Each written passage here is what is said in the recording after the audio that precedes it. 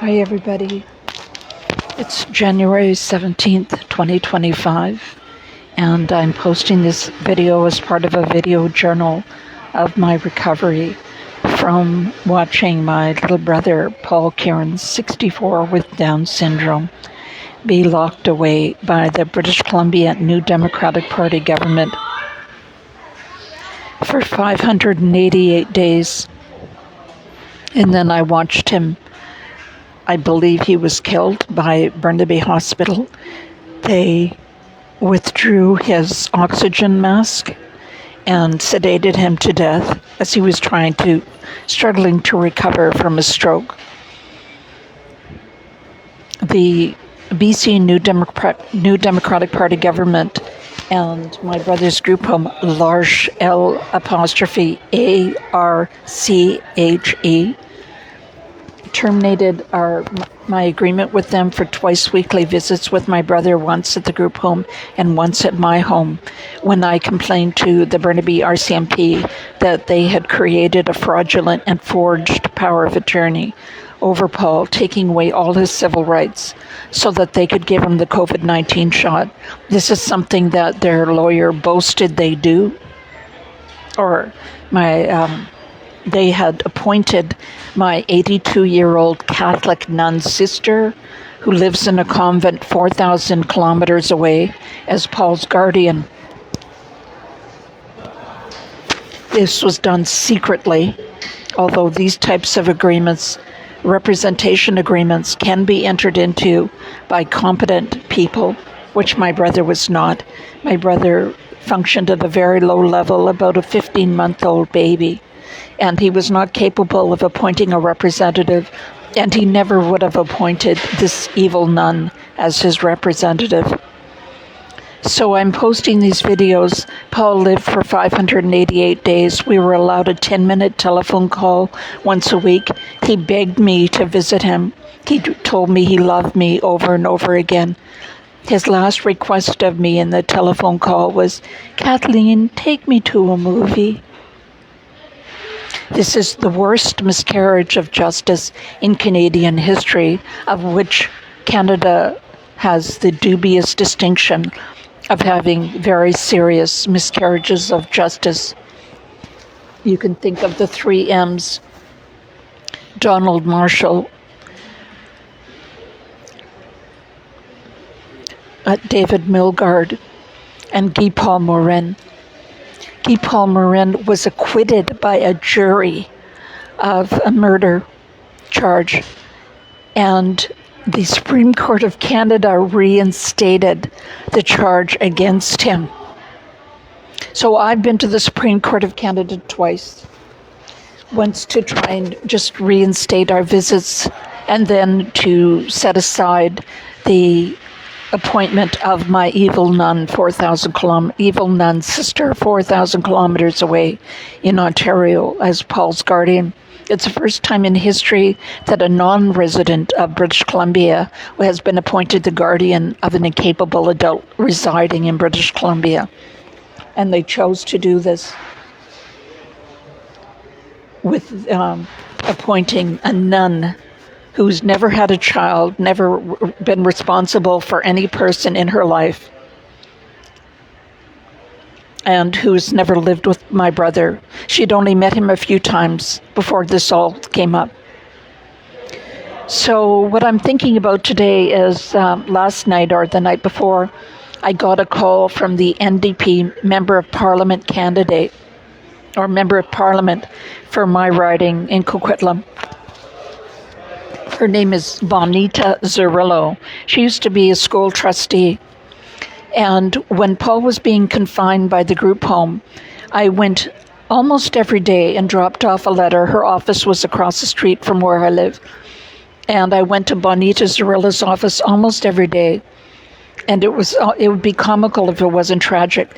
But her constituency worker, her name was Sasha Woods, would actually stand at the door of the office, of the riding office that I pay for with my taxes.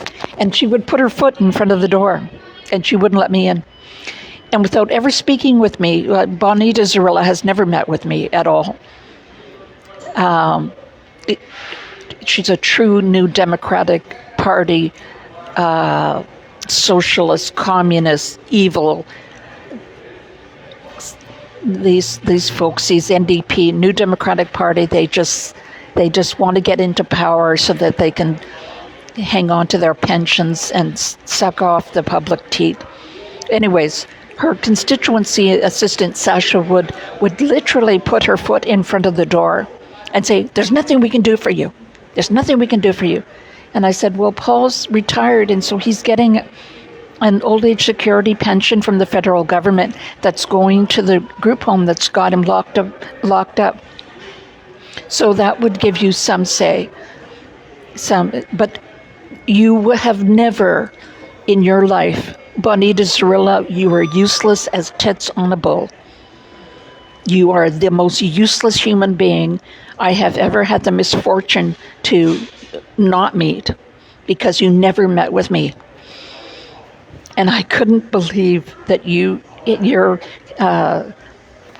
campaign workers had the nerve to telephone my home after your conduct. No, you won't believe this, but Jagmeet Singh, the leader of this New Democratic Party, federal New Democratic Party that's been holding Canadians to ransom while waiting for his pension to kick in, he's been propping up the minority government of Justin Castro, the father of 21st century euthanasia in the world. Just 60,000 mostly impoverished and disabled Canadians have been killed since Justin Castro took power. The liberal Justin Castro took power on October 19th of 2015. 60,000, that's more than 20 a day. 5 out of every 100 deaths in Canada is caused by a medical professional administering a lethal injection to a Canadian. It's an evil death cult. And I've warned from the time I first discovered that disabled Canadians who are not necessarily otherwise ill or dying, are being offered to be killed by lethal injection. And I worked as a lawyer, I was trained as a lawyer, I practiced law for 16 years, and I knew this was a threat to our sovereignty. Oh, it makes great sense. These useless mouths, let's just kill them all. We'll save all that money. If they're not happy, let's just kill them. But what that does is it brings Canada's reputation into disrepute around the world. And just as the Allies did not see World War II Nazi Germany as having the right to its own sovereignty and invaded World War II Germany and split it up for 50 years, Canada has brought its reputation into disrepute and threatened our sovereignty, our precious sovereignty of our beautiful country, because other countries rightly think if you don't have the wherewithal to care for your most innocent and vulnerable citizens, you don't deserve sovereignty. And we'll just invade you and take over, which is exactly what Donald Trump is planning on doing on Monday morning, starting Monday morning. And I've been warning you about this. There's consequences for actions. There's a reason why murder is a criminal code offense. And it's one of goes against one of the 10 commandments. Thou shalt not kill. There's a good reason for it. It's the easiest thing in the world to kill poor, disabled, and impoverished people. But we haven't been doing it for 50,000 years because it tears the fabric of society apart. So my brother was locked up for 588 days. And then 2 weeks after my appeal was dismissed by the Court of Appeal of British Columbia, Paul had some kind of brain injury, and he was hospitalized at Burnaby Hospital. And he was struggling to recover. I don't know if he would have recovered, but he was sitting up. He was active. He made eye contact with me. He grabbed a book out of my hands and turned the pages perfectly. He had an oxygen mask on. But what they did was they removed when the nun found out that I knew that she was being investigated for the fraudulent and forged power of attorney, she ordered the doctor to remove the oxygen mask and sedate my brother to death. So within 24 hours of her finding out that I knew she was being investigated for the fraudulent and forged power of attorney, Paul was dead. I watched them kill my little brother right before my very eyes. That's what we've sunk to in Canada. Anyways, Bonita Cirillo, do not remove my number, Kathleen Walker's phone number, from your campaign list. Never call me again. And I hope to God that Paul Lambert, the Conservative candidate in our riding, wins, and that you will never hold civic office again. You are the biggest loser I have ever, most useless piece of garbage I've ever come across. You should be ashamed of yourself if you had the power. These socialist, communist morals don't allow you to recognize how useless you truly are. Anyways, that's my rant for today.